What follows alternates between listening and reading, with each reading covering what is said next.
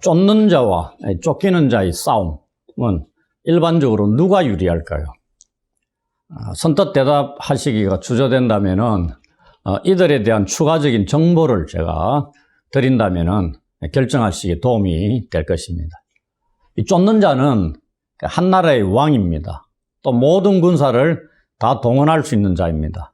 한번 쫓으러 갈 때 보통 한 3,000명의 나라에서 택한 군사들을 동원합니다. 정예부대라고 보시면 됩니다. 그리고 지역마다 이 쫓기는 자에 대한 정보를 왕에게 일러 바치는 자들도 있습니다. 반대로 이 쫓기는 자는 그 왕의 신하입니다. 주위에 따르는 자는 한 600여 명의 사람들이 있습니다. 그런데 이들의 면면을 살펴보면은 가난하고 핍박받은 버림받은 자들입니다. 그들이 도망하는데 지역 주민들이 왕에게 이들이 어디에 있는지 거처를 밀고까지 합니다. 이쯤 되면은 쫓는 자에게 유리하다고 말할 수 있겠습니까? 그러나 이 둘 사이에 하나님께서 개입하신다면은 이야기는 달라질 수 있습니다. 오늘 우리는 바로 이러한 이야기를 살펴볼 것입니다. 비록 쫓기는 신세지만 다윗에게는 백성들, 선지자, 그리고 제사장이 있습니다. 그리고 왕으로서의 모양새를 어느 정도 갖추어 가고 있습니다. 무엇보다도 그에게는 재판장이고 피난처가 되신 여호와 하나님이 함께 계십니다. 그래서 지금부터는 우리는 새로운 국면을 맞이하게 됩니다. 여기서 다윗의 주 활동 무대가 어디냐면 광야입니다. 이 사막이라고 말씀드릴 수 있죠. 이 성경을 보시면은 유명한 광야 이야기가 한 3가지 정도 나옵니다. 첫째는 모세가 이스라엘 백성을 이끌고 40년 동안 시내 광야를 지나간 이야기입니다. 두 번째는 예수님이 유대 광야에서 40일 동안 금식하신 이야기입니다. 나머지 하나가 다윗이 광야에서 피난 생활을 보낸 이야기, 우리가 오늘 살펴볼 이야기입니다. 비록 광야에서 주로 다윗이 생활하게 되었지만은 다윗은 혼자가 아닙니다. 그렇다면 쫓는 자 사울은 어떻습니까? 그는 성경을 보시면은 다윗을 자신의 영토 끝까지, 그리고 사무엘상의 마지막까지, 그리고 자신의 삶의 마지막까지 쫓고 있습니다. 이제 23장을 보도록 하겠습니다. 이 장에서는 쫓는 자 사울하고 쫓기는 자 다윗 사이에 하나님께서 어떻게 다윗을 도우시는가를 잘 보여주고 있습니다. 23장 14절을 보시면은 사울이 매일 찾되 하나님이 그를 그의 손에 넘기지 아니하시니라 하는 말씀이 있습니다. 이 한 구절이 굉장히 중요한데요. 이 둘 사이에 쫓고 쫓기는 싸움이 어떻게 흘러갈 것인가를 보여주고 있는 말씀입니다. 그렇다면은 이 둘의 전쟁에서 쫓는 자는 결코 승리할 수 없다는 것을 알 수 있다는 얘기입니다. 과연 그러한지 우리는 23장에서 한번 살펴보도록 하겠습니다. 1절부터 5절에 보시면은 다윗이 그일라를 구원하는 내용이 나옵니다. 이 단락에 사전 정보를 먼저 말씀을 드리자면은 그일라가 어디쯤에 있느냐? 지도상에 다윗이 지난번에 아둘람 굴에 있었다 그랬죠? 아둘람 굴은 이 400명이 거할 수 있는 실질적으로 굉장히 넓은 그러한 굴들이 많이 있었던 지역입니다. 그곳에서 남쪽으로 한 5km 지점, 그러면서 블레셋 족속들과의 경계에 있는 유다의 한 성읍이었습니다. 그일라가. 그리고 여기에 나오는 다윗이 블레셋과 벌인 전투가 나오죠. 다윗이 사울의 신하가 아니라 자신의 사람들만으로 행한 최초의 싸움입니다. 이제부터는 사울의 신하가 아니죠. 다윗 독자적으로 움직이고 있습니다. 도피하는 생활 속에서. 이것은 지금까지 다윗이 사울의 신하로서 행했던 전쟁과는 다른 특징이 있습니다. 그것이 뭐냐면 다윗이 하나님께 직접 물었다는 겁니다. 그리고 하나님께서도 다윗에게 직접 답을 하신다는 겁니다. 이제 조금 더 살펴보도록 하겠습니다. 블레셋 사람들이 그일라를 쳤다는 소식을 사람들이 다윗에게 전합니다. 제가 늘 말씀을 드리지만 성경을 스쳐 지나가는, 우리가 평소에 읽을 때 쉽게 지나쳤던 구절들이 상당히 중요한 의미들을 담고 있는 것들 많이 있습니다. 이미 느끼셨을 걸로 생각하는데요. 오늘 본문에도 이 소식을 사람들이 다윗에게 전합니다. 다윗이 지금 어떠한 형편에 있죠? 사울 왕에게 쫓기는 신세에 있습니다. 왜 사울 왕이 아니고 유다 땅에 속한 그일라가 침략을 당했다 그랬죠? 그 블레셋이 침략했습니다. 지난주에 마지막 부분이 다윗이 위기에 처했을 때 어떻게 피했다 그랬죠? 블레셋이 침공했다는 급보를 전령이 사울에게 전할 때 사울이 다윗 쫓기를 중단하고 블레셋을 치기 위해서 돌아갔다 이렇게 되어 있습니다. 블레셋은 이스라엘의 적입니다. 근데 유다 땅을 침입했다 그랬죠. 그럼 일반적으로 이 소식을 사울 왕에게 전해야 되죠. 근데 왜 도망자 신세인 다윗에게 사람들이 블레셋이 침략했다는 소식을 전했을까요? 그러니까 우리는 정확하게 알 수 없습니다. 근데 도움이 지금 필요한 위기에 처한 그일라 주민을, 성읍을 구하기 위해서 다윗이 출동을 한다는, 출격을 한다는 얘기입니다. 그러면서 바로 가지 않고요, 여호와께 묻습니다. 다윗이 뭐라고요? 묻느냐면 내가 가서 이 블레셋 사람들을 치리이까? 2절에 나와 있습니다. 여기서 중요한 게 뭐겠어요? 이입니다. 이 블레셋 사람. 어디서 들어본 기억 안 납니까? 그 유명한 다윗과 골리앗 전투 직전에 아버지 심부름으로 전장에 심부름관 다윗이 골리앗의 이스라엘 군대를 모욕하는 소리를 듣고 얘기한 게, 처음에는 무리들, 군인들에게 이 블레셋 사람 이래 얘기합니다. 다윗의 입에서 17장에 3번이나 이 블레셋 사람이 나옵니다. 무슨 표현이냐면은 다윗이 블레셋 사람들을 업신여기거나 무시하고 있다는 표현입니다. 여러분들 그냥 읽을 때 이 블레셋 사람 밑줄 쳐가면서 이에 동그라미 치가면서 읽을 수 있겠습니까? 쉽지 않다는 얘기입니다. 이 블레셋 사람이라는 게 그런 뉘앙스를 띠는 표현이다 이 말입니다. 하나님께도 그렇게 묻고 있습니다. 두려워 떠는 존재가 아니고요. 하나님의 백성들의 원수는 무시하고 업신여길 만한 존재가 되어야 된다는 얘기죠. 하나님께서 어떻게 답을 주죠? 가서 블레셋 사람들을 치고 그일라를 구원하라 이랍니다. 가려고 하니까 다윗을 돕는 600여 명의 사람들이 그일라를 돕는 일이 위험하니 가지 말라고 말립니다. 그일라의 위치가 어디라고요? 블레셋과 경계에 있습니다. 지금 도망자 신세인데 한 나라의 왕으로 군사들을, 막강한 군사들을 움직일 수 있는 위치도 아니죠. 그런 위치에 있는 자가 그것도 블레셋의 경계에 있는 그일라까지 가서 그일라를 구원하려고 한다는 얘기입니다. 그러니 당연히 다윗과 함께 있는 사람들이 막을 수 있죠. 그러니 다윗이 뭐랍니까? 여호와께 다시 묻습니다.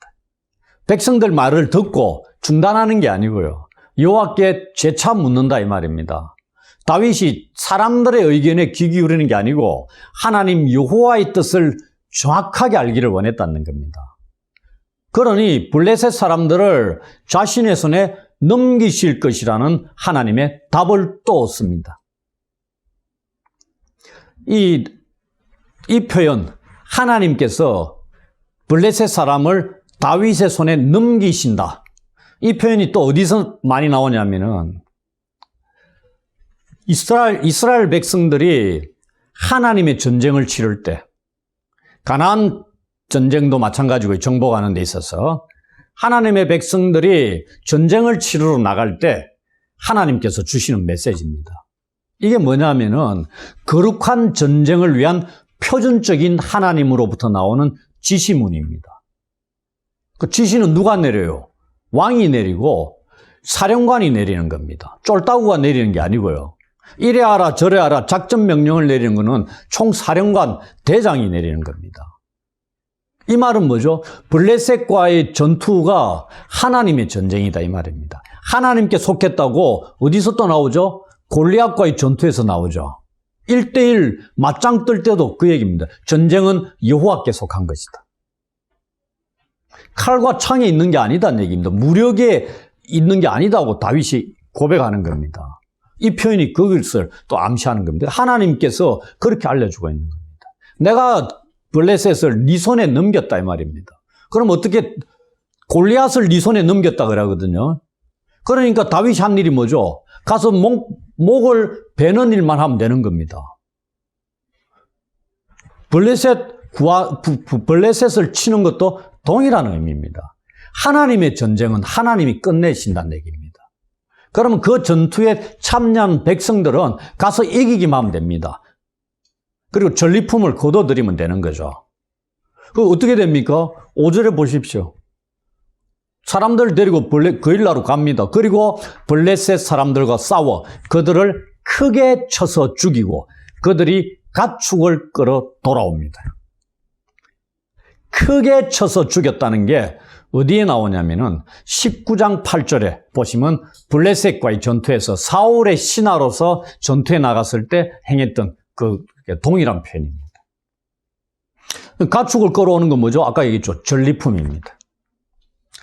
이 그일라 구원 사건이라는 것은 다윗이 독자적인 공동체를 형성하고 처음으로 수행한 구원 사건입니다.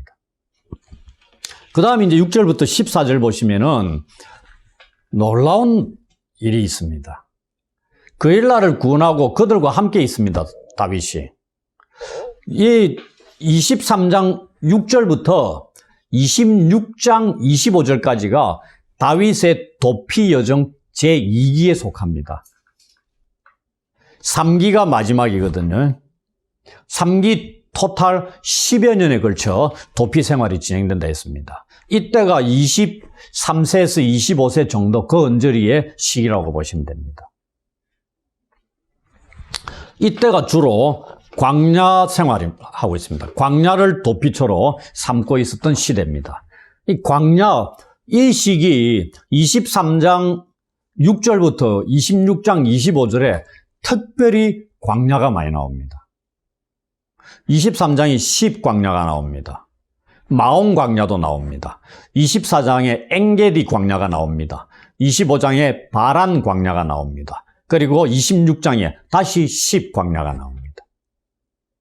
우리가 유대 광야를 가봤죠. 사람이 살 만한 곳이 아닙니다. 사람이 그 속에서 생존하는데 결코 쉽지 않다는 얘기입니다. 근데 다윗이 광야에 들어가고 싶었어요? 아니죠. 도망자 신세가 되어서 목숨을 건지기 위해서 어쩔 수 없이 도피처로 삼았던 곳이 광야입니다. 그런데 이곳에서 다윗은 이스라엘 민족의 왕으로 지도자로 다듬어지고 있는 겁니다. 이 광야라는 곳은 예측할 수 없는 곳입니다. 그 위험이 어디에서 닥칠지 모르는 곳이란 얘기입니다. 순식간에 우리의 목숨을 앗아갈 수 있는 수없이 많은 위험이 도사리고 있는 곳이 광야입니다. 이곳에 다윗이 생활을 하고 있다는 얘기입니다. 그리고 이 광야에 있는 다윗 일행들에게 아히멜렉의 아들 아비아달이 에봇을 가지고 먼저 다윗에게로 옵니다.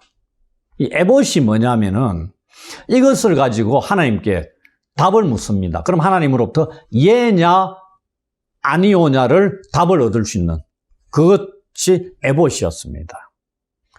향후 다윗이 에봇을 가지고 하나님의 뜻을 여쭙는 일을 실질적으로 행합니다.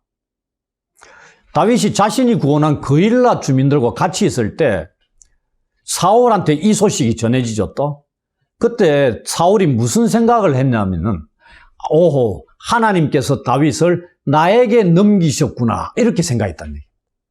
여기도 넘기셨다. 이 표현이 나옵니다. 근데 누가 생각한다고요? 사울이 생각하는 하나님의 넘기심을 생각했는데, 그게 맞아요? 잘못된 믿음이라는 얘기입니다.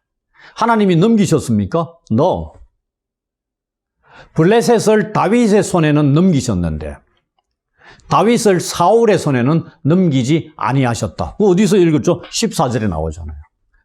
사울이 매일 다윗을 찾았는데 하나님께서 다윗을 사울의 손에 넘기지 않았다는 얘기입니다. 사울 혼자 착각했다는 얘기입니다. 그리고 그 일나로 쳐들어온다는 얘기입니다. 딱 걸렸다 이 말입니다. 잘못된 생각이죠. 이 그일라라는 것은 블레셋 경계선에도 있지만 빗장을 지를 수 있는 이 성문이 달려있는 성벽으로 둘러싸인 도시입니다. 그러니까 거기 들어가면은 바깥에서 몰면은 도망갈 곳이 없다는 얘기입니다. 그런 도시였다는 얘기입니다. 또 어떻게 보면은 위기에 처할 수 있습니다. 근데 다윗이 무엇을 하고 있는가를 주의를 기울일 필요가 있습니다. 그때 다윗이 무엇을 하고 있죠? 10절에 하나님께 기도하고 있습니다. 이번에는 아비아달이 가지고 온 에봇을 가지고 하나님께 묻습니다. 그 묻는 내용이 뭐죠? 그일라 사람들이 나와 내 사람들을 사울의 손에 넘기겠습니까? 그일라 백성들이 누구죠? 유다 땅에 있는 다윗과 같은 동족입니다. 그리고 다윗이 블레셋 손에서 그 민족을, 그 성읍 백성들을 구원한 자잖아요. 그런데 하나님께 묻습니다. 이들이 나를 사울의 손에 넘기겠습니까? 하나님은 다윗을 사울의 손에 결코 넘기지 않으시는데 구원받은 그일라 주민들은 다윗을 사울의 손에 넘긴다 이 말입니다. 기가 찰 일이죠. 그러면서 다윗은 하나님께 물으면서 자신을 주의 종으로 표현합니다. 다윗이 서서히 하나님께 묻는 자가 되고 있고요. 하나님을 의지하는 자가 되어가고 있는 것을 보게 된다는 얘기입니다. 다윗과 하나님과의 관계가 점점 깊어지고 있는 겁니다.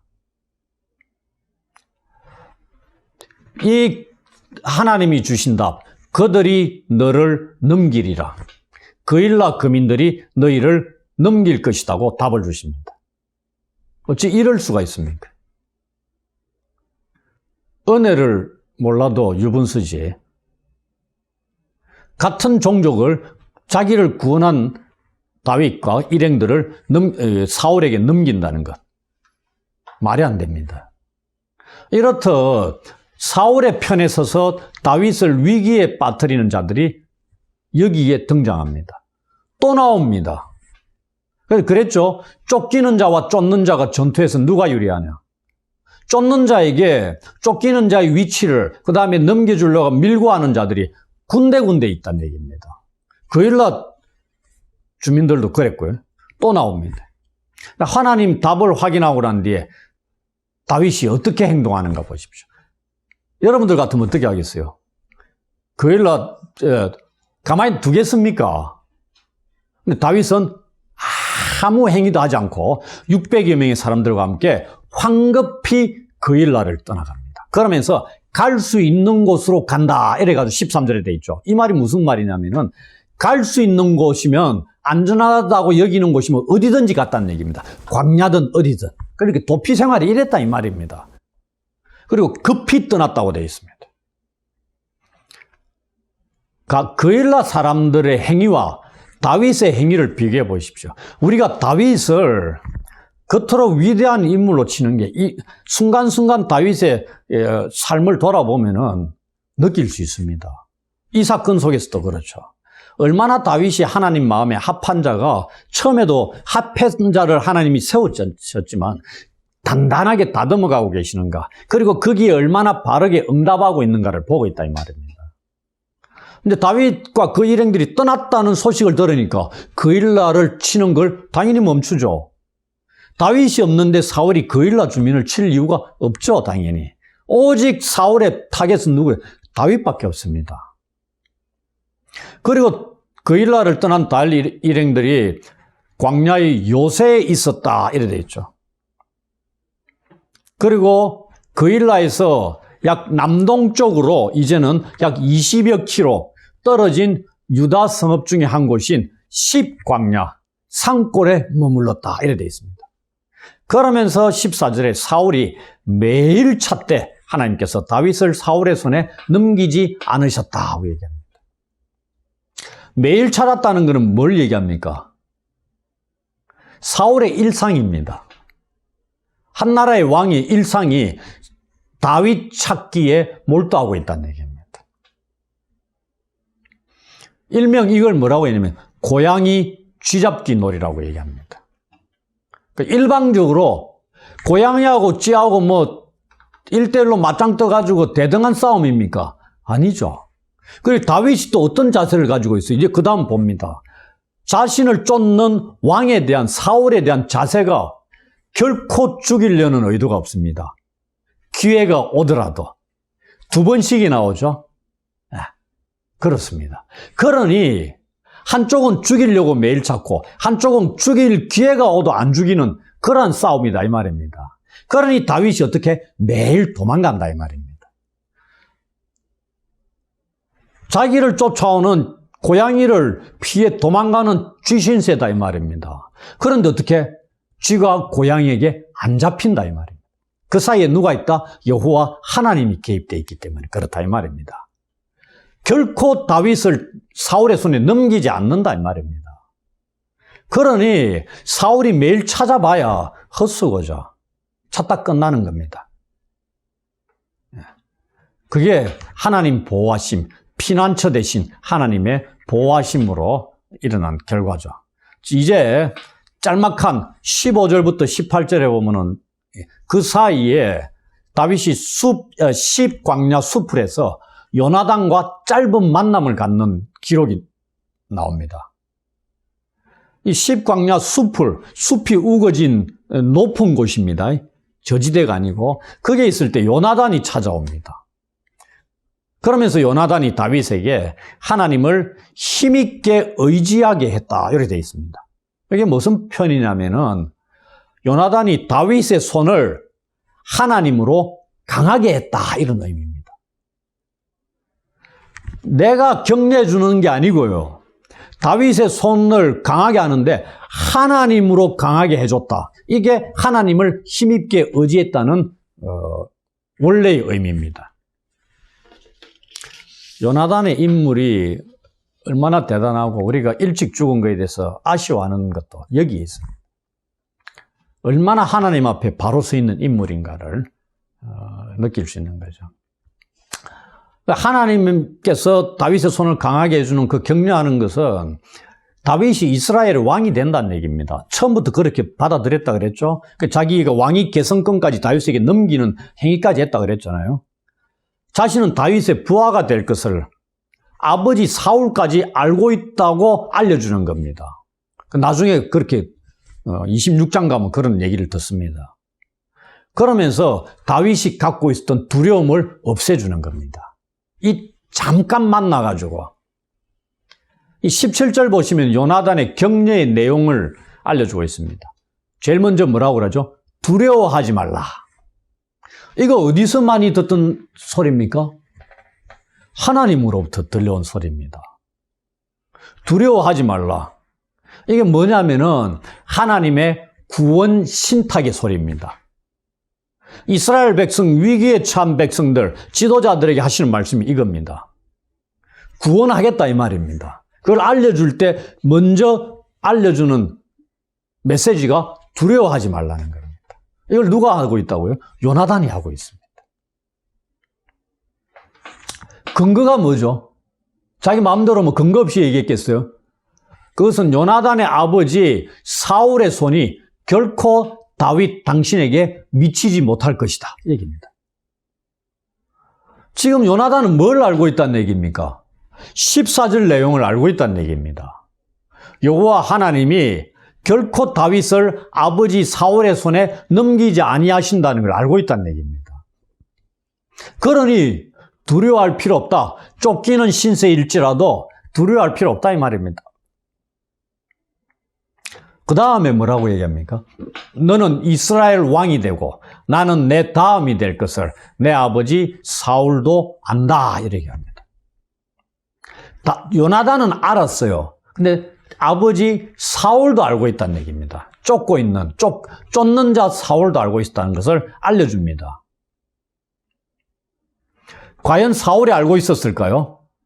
혹시 요나단 혼자만의 착각은 아니었을까요? 그거는 우리가 24장 20절에 가면은 답을 알 수 있습니다. 그것에 사울이 뭐라고 다윗에게 말하냐면 보라 나는 네가 반드시 왕이 될 것을 알고 이스라엘 나라가 내 손에 견고히 설 것을 안다라고 사울이 다윗에게 얘기합니다. 그건 그때 가서 다시 보기로 하고요. 이 둘이 여호와 앞에서 언약을 맺고 다윗은 수풀에 머물고 그대로 요나단은 자기 집으로 돌아갑니다. 이 언약 내용은 언급하지 않았지만 우리가 이미 20장에서 다윗과 요나단이 맺은 언약 그 내용과 동일할 것입니다.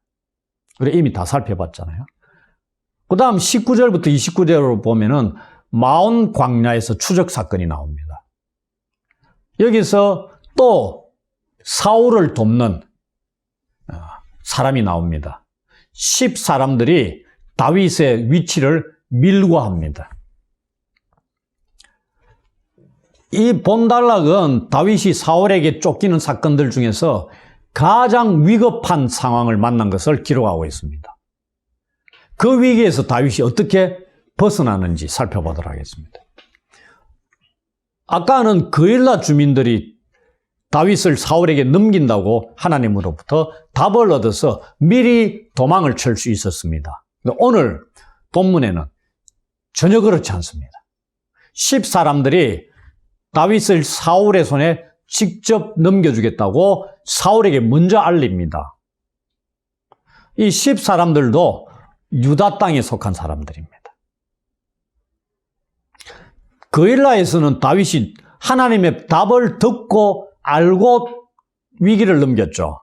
근데 10사람들이 기브아에 있는 사울에게 몰래 찾아가가지고 다윗이 광야 남쪽 하길라산 숲을 요새에 숨어 있다고 밀고를 하는 겁니다.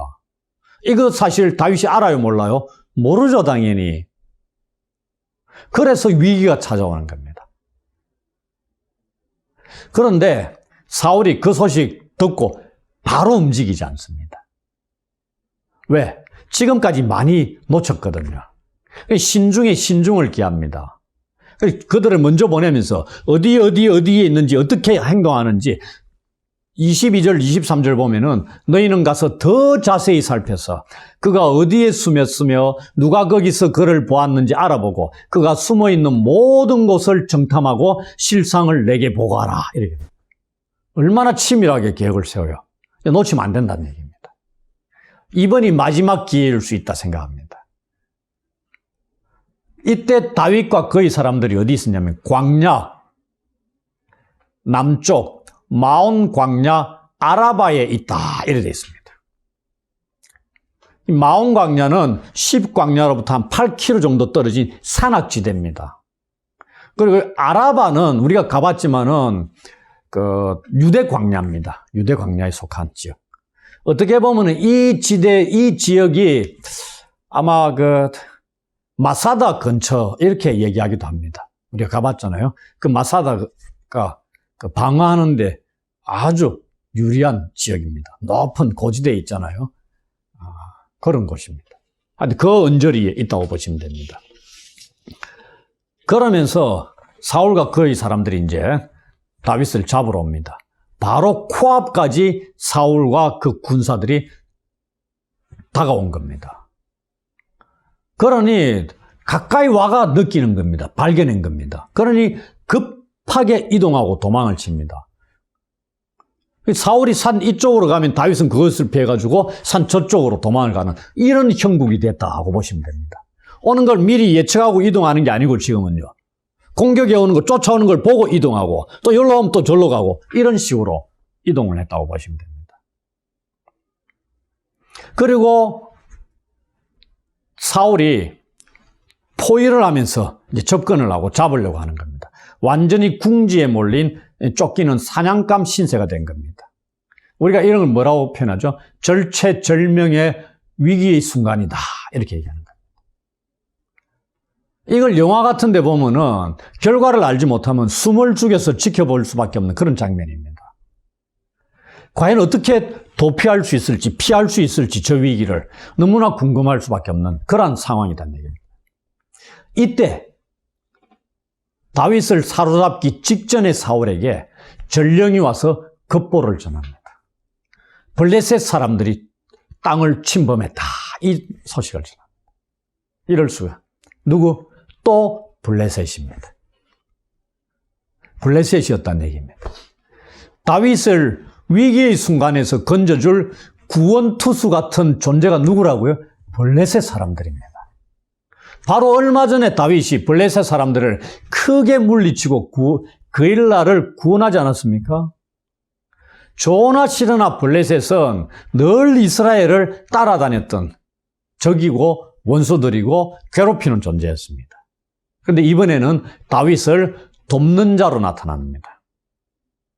다윗이 블레셋의 도움을 입으리라고 누가 생각했겠습니까? 이렇게도 벗어날 수 있구나 생각하는 겁니다. 하나님이 이런 분입니다. 하나님의 도우시면 늘 우리의 생각을 뛰어넘고 있는 것을 보게 됩니다. 이 사건 또한 하나님이 다윗을 사울의 손에 넘기지 않으신 결과라고 볼 수밖에 없다 이 말입니다.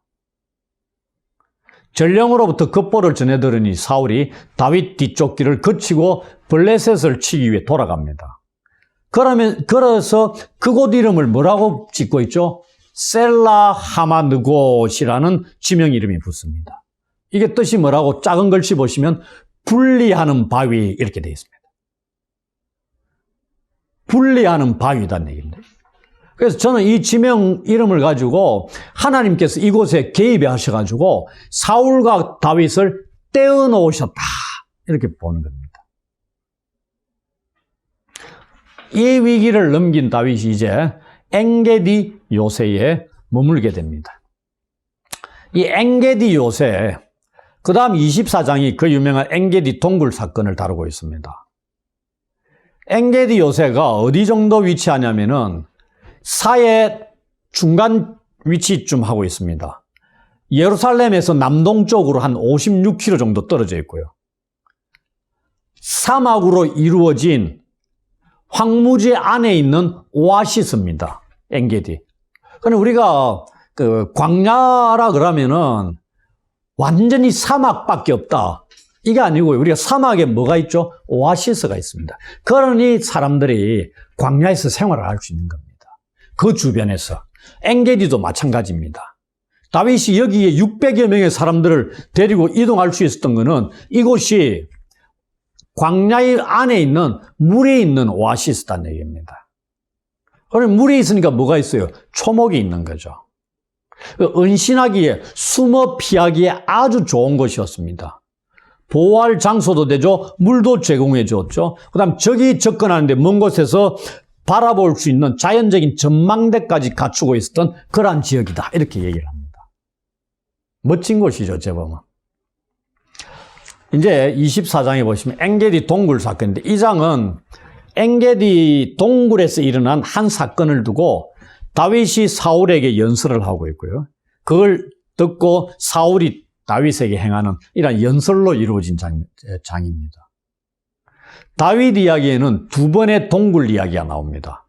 첫 번째가 우리가 지난주에 살펴봤던 아둘람 동굴 이야기죠. 22장. 그리고 두 번째가 본문입니다. 엔게디 동굴 사건.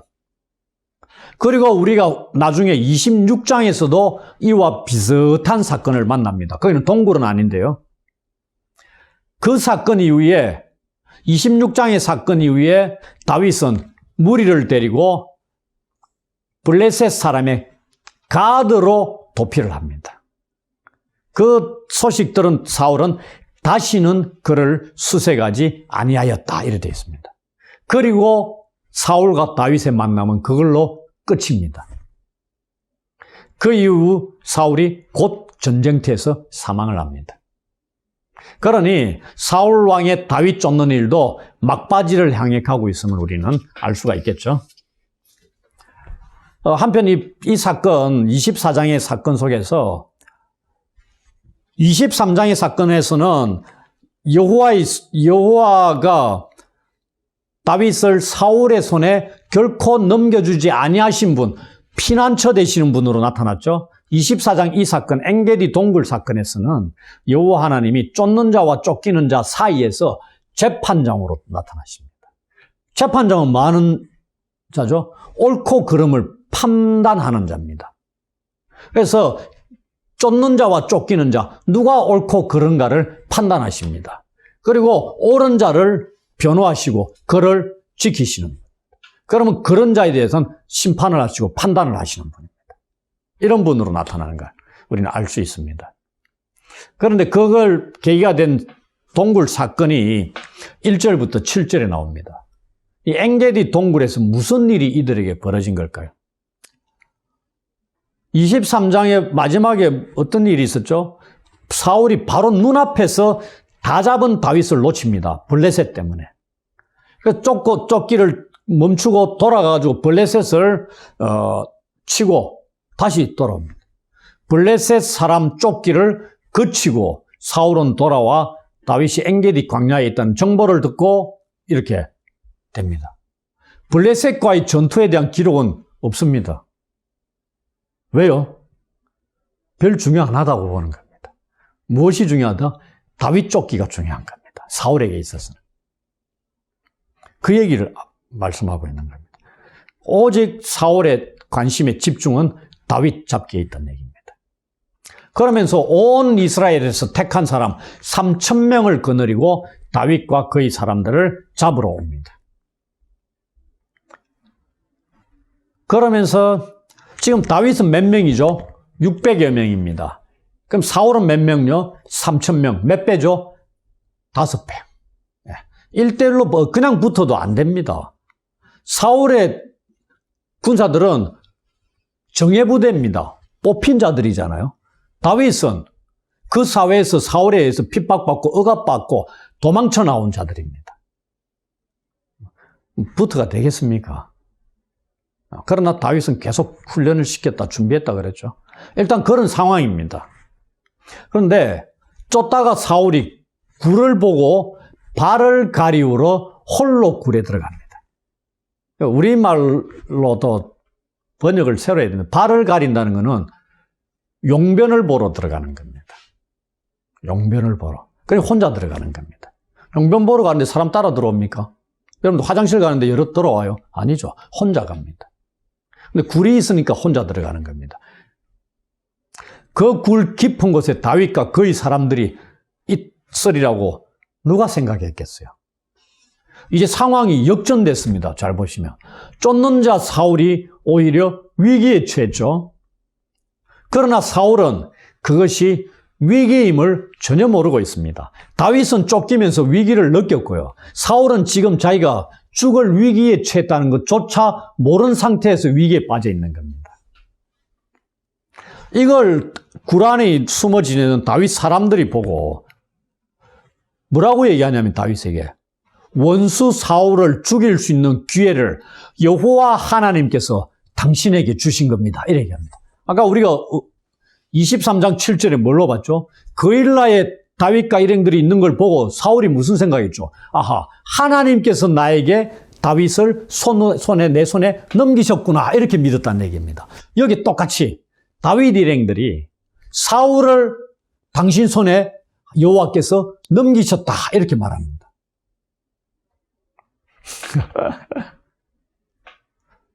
과연 그럴까요?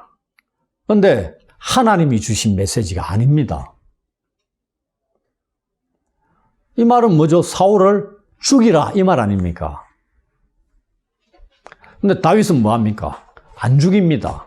겉옷자락만 가만히 잘라냅니다. 베어냅니다. 예. 옷자락을 조금 베어내는 것으로 만족합니다. 그 말은 뭐죠? 왕의 목숨을 지켜준다는 얘기입니다. 옷자락을 벤다는 얘기는 다윗을 제거하지 않는다는 얘기입니다. 이 일 행한 것조차도 다윗은 마음에 찔려합니다. 원수일지라도 사울이 누구다고? 여호와의 기름을 부음받은 자입니다. 그러한 자를 죽이는 건 하나님께서 금하시는 것이라고 말합니다. 아울러 자신의 사람들에게도 나도 죽이지 않고 여러분들도 사울을 죽이면 안 된다 하고 명령을 내립니다. 금했다 이래 돼 있잖아요. 이 금하다는 얘기가 히브리어 원어에 뭐냐면은 갈라놓다, 찢다. 아까 갈라놓는다는 거 뭐죠? 분리하는 바위. 하나님께서 다윗을 사울로부터 분리시킴으로 구원해 내셨다. 똑같습니다. 이 금했다는 얘기는 다윗이 자기 사람들로부터 사울을 갈라놓음으로써 사울을 보호하고 있는 겁니다. 하나님께서 다윗을 보호하시는 행위를 다윗이 사울을 보호하는 행위로 그대로 동일한 의미로 표현하고 있다 이 말입니다. 다윗이 이렇게 멋진 분이라는 얘기입니다. 오늘날 우리는 하나님 뜻을 그어가는 자, 그러면서도 하나님께서 세우신 자일 수 있습니다. 그들을 우리 마음대로 정죄하고 내치는 일들을 수도 없이 많이 하고 있습니다. 교회 안에서. 엄청나게 잘못된 일일 수 있습니다. 하나님이 하시지 우리가 할 수 있는, 우리가 재판장이 되면 안 된다 이 말입니다. 재판장은 누구라고요? 하나님만이 재판장입니다. 우리는 그 사이에서 하나님의 일들을 행하는 수행원들이고, 이걸 다윗이 철저히 깨달았다는 얘기입니다. 기회가 2번이나 주어집니다. 또 한 번 더 26장에. 죽일 수 있는 기회가 있음에도 불구하고 결코 죽이지 않습니다. 하나님께 내어맡깁니다. 이게 엔게디 동굴에서 다윗과 사울에게 일어난 사건의 전말입니다. 이제 우리는 이 사건 이후에 다윗과 사울이 서로에게 하는 연설을 들을 준비를 해야 됩니다. 8절부터 15절이 다윗이 사울에게 하는 연설입니다. 사울이 이제 용변을 보고 이제 나가겠죠? 나가고 난 뒤에 한참 거리를 두고 떨어진 상태에서 다윗도 굴에서 나가가지고 뒤에서 소리칩니다. 소리친다는 얘기가 뭐죠? 거리가 상당히 멀리 떨어져 있다는 얘기입니다. 바로 앞이면 소리치겠어요. 그냥 부르면 되죠. 떨어진 상태에서 부릅니다. 뭐라고 불러요? 내 주 왕이여. 나의 주인이다 이 말입니다. 그리고 또 나중에 뭐라고 불러요? 내 아버지여 이렇게 부릅니다. 다윗은 사울의 사위입니다. 그리고 사울을 이어서 이스라엘의 왕이 될 자입니다. 아버지여 부르면 다윗은 누구요? 아들입니다. 아버지를 이어서 아버지가 누구죠? 왕입니다. 그러면 아들은 뭐가 돼요?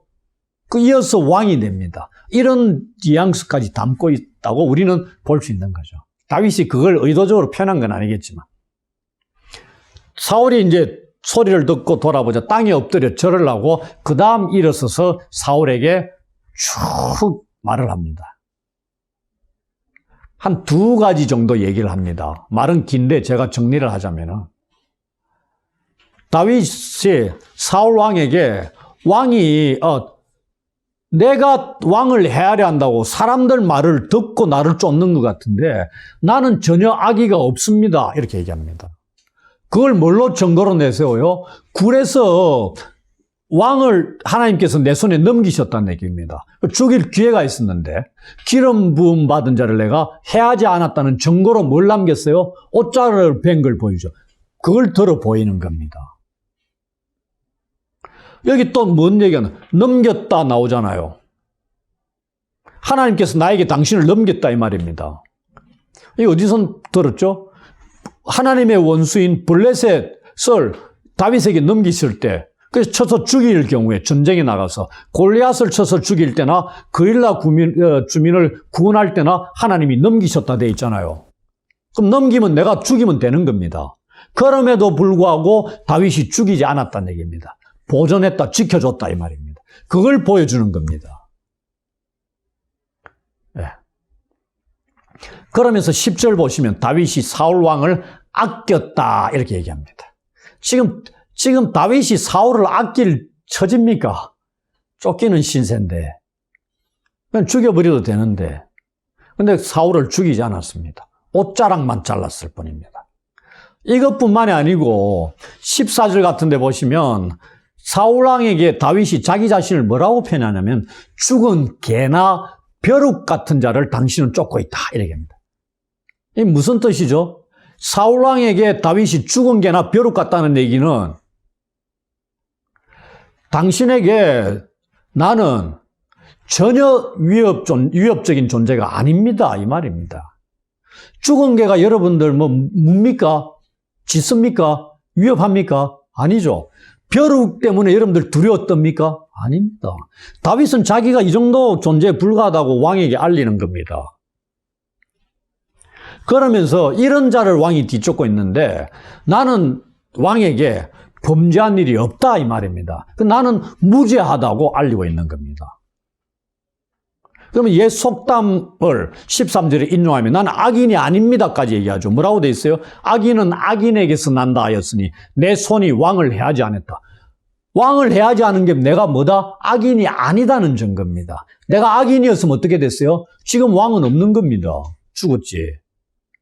그러면서 12절과 15절에 두 구절에 걸쳐 다윗이 여호와를 재판장으로 나와 다윗 왕 사이에 여호와 하나님이 재판장이 되어주셔서 누가 옳고 그른지 판단하시고 잘못된 자는 심판하시고 올바른 자는 억울함을 풀어달라 이렇게 얘기하는 겁니다. 그래서 그릇된 자는 하나님이 심판하신다, 보복하신다 이렇게 돼 있죠. 이런 말을 함부로 할 수 있습니까? 결국 이대로 죽습니다. 그죠? 사울은. 이러한 말을 한 두어 가지 변론의 말을 듣고 난 뒤에 16절부터 21절에 사울이 다윗 왕에 응답합니다. 이제 사울이 답할 차례잖아요. 다윗의 말을 들은 사울이 뭐라고 그러죠? 내 아들 다윗아 이래요. 그러면서 소리를 높여 울고 부릅니다. 운다는 얘기가 무슨 표현이냐면 아주 어떤 신학자가 뭐라고 표현했냐면요. 울음은 다윗에게 항복한다는 것을 의미한다. 이렇게 해서 해석합니다. 못 떨어지죠? 예. 이제 막바지라 그랬죠. 추격에. 사울이 더 이상 힘을 못 씁니다. 그 다음에 자기 이어서 다윗이 왕이 된다는 것까지 다 인정합니다. 그러면서 나중에 한번 보십시오. 무엇까지 부탁을 하는가. 예. 좀 안 됐는데. 다윗이 8절부터 15절 악을 선으로 갚았습니다. 이러한 행위를 보고 사울의 마음에 변화가 생긴 듯합니다. 지금까지 다윗의 이름을 불렀어요? 안 불렀어요? 안 불렀습니다. 이새의 아들이라 얘기했죠. 지금 뭐라고 불러요? 내 아들 다윗아. 그러니까 다윗 정도가 아니고요. 내 아들로 부릅니다. 앞에 다윗이 뭐라고 불렀어요? 내 아버지여 불렀습니다. 그에 대한 화답입니다. 아니 그냥 화답하게 할 수 있겠어요? 아버지로 부른다고 내가 아들을 아무나 부릅니까? 마음이 움직여야 부르죠. 지금까지 안 불렀던 그런 걸 부른다는 것은 마음의 변화가 있었던 겁니다. 무엇 때문에? 다윗의 행위 때문에. 어디에서? 엔게디 동굴에서. 죽일 수 있는 기회가 왔음에도 죽이지 않는 이 행위입니다. 악을 선으로 갚은 겁니다. 로마서에 바울이 얘기하죠. 선으로 악을 이기라. 다윗이 그래 하는 겁니다. 그러니 악이 무너지는 겁니다. 그래서 그런 다음에 사울이 말을 이어갑니다. 아들 다윗의 이 말을 듣고 이 아버지 사울은 지금까지 자신이 다윗을 학대하고 악을 행했으나 다윗이 자기를 선대한 것을 인정하면서 자신보다 다윗이 더 의롭다고 받아들입니다. 17절에 그래 나오죠. 이게 무슨 표현이냐면은 싸움에서 얻어터지고 항복을 선언한 사람이 싸움터를 벗어나면서 하는 말이다. 이렇게 또 표현합니다. 당신이 더 어렵다. 이 말을. 이게 또 무엇으로 볼 수 있냐면요. 15절에 다윗이 뭐라고 얘기해요? 하나님이 재판장이시다. 그래서 판단을 해달라고 얘기했죠. 누가 옳고 그른지 그에 대한 답입니다. 하나님의 답. 근데 누구 입에서 흘러나와요? 사울의 입에서 다윗이 의롭다고 판단을 한 겁니다. 멋지죠? 다윗의 말에 하나님이 바로 응답을 해주신 겁니다. 자기의 행위를, 선한 행위를 봤죠. 하나님께서도 보셨고 그런 겁니다. 그러면서 마지막에 보시면은 사울이 다윗에게 뭘 요청하는가 한번 보십시오. 20절, 21절에 헤세드를 요청하고 있습니다. 이 헤세드가 하나님의 인자하심, 언약에 기초한 신실한 사랑의 행위다 그랬죠. 이건 누구와 누구와의 관계 속에서 맺어진 겁니까? 요나단과 다윗과의 관계 속에서 요나단이 다윗에게 요청한 겁니다. 20장 14절 15절에 당신이 왕이 될 때 내 집을, 내 자녀들을 살려달라. 이제 누가 사울이 다윗에게 동일한 걸 부탁하고 있습니다. 왜? 다윗이 왕이 될 것을 알았기 때문에.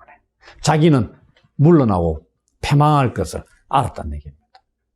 아무리 애를 써도 다윗을 어찌할 수 없다는 것, 이제 명확하게 깨닫게 되고 자기의 집, 후손의 미래를 다윗에게 부탁하는 겁니다. 이 왕정 시대는 왕이 올라오면은 그 밑에 이전의 신하들이나 뭐 이런 거 또 제거하고 죽이고 이런 일들이 많았잖아요.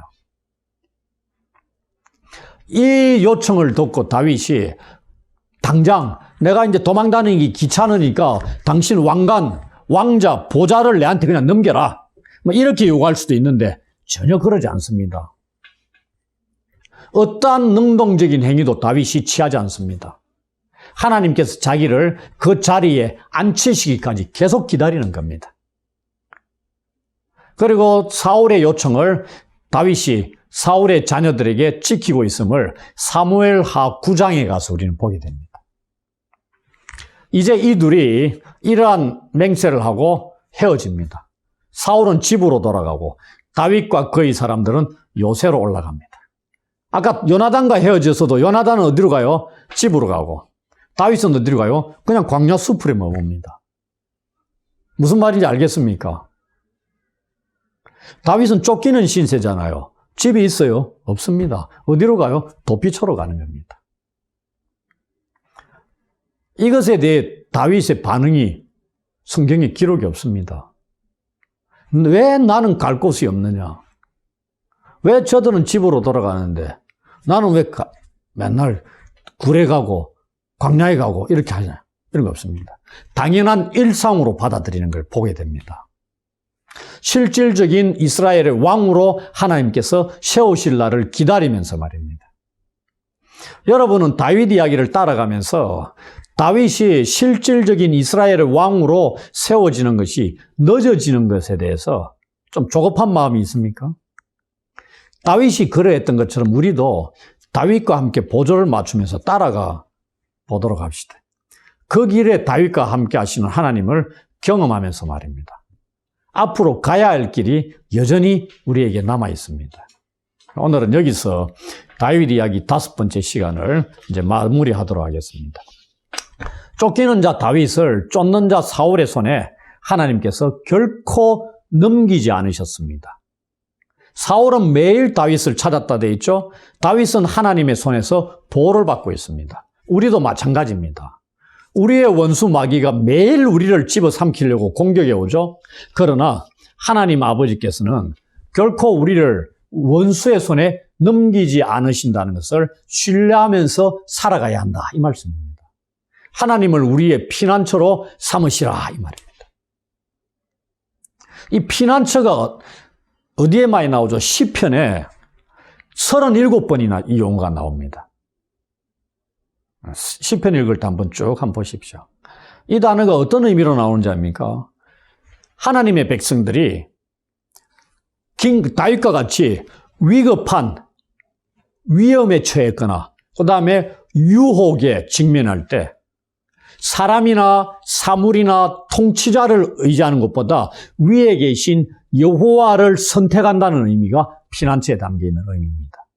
우리는 이 의미를 가지고 여호와 하나님을 우리의 피난처로 삼아야 됩니다. 언제? 위기의 때, 위험의 때에. 그리고 마지막으로 두 번째가 우리 하나님께서 재판장이 되신다는 겁니다. 우리를 공격하며 괴롭히는 악한 세력들의 손에서 우리를 건지시는 분입니다. 이러한 사실을 기억하고 우리도 다윗처럼 선을 행하는 데 힘을 써야 합니다. 우리가 하나님의 자녀들로서 의를 행하는 자들로 인정받을 수 있어야 한다는 얘기입니다. 베드로전서 3장 9절의 말씀을 읽어드리면서 다섯 번째 다윗 이야기를 마치겠습니다. 악을 악으로 갚거나 모욕을 모욕으로 갚지 말고 복을 비십시오. 여러분으로 하여금 복을 이어받게 하시려고 하나님께서 여러분을 불러주셨습니다.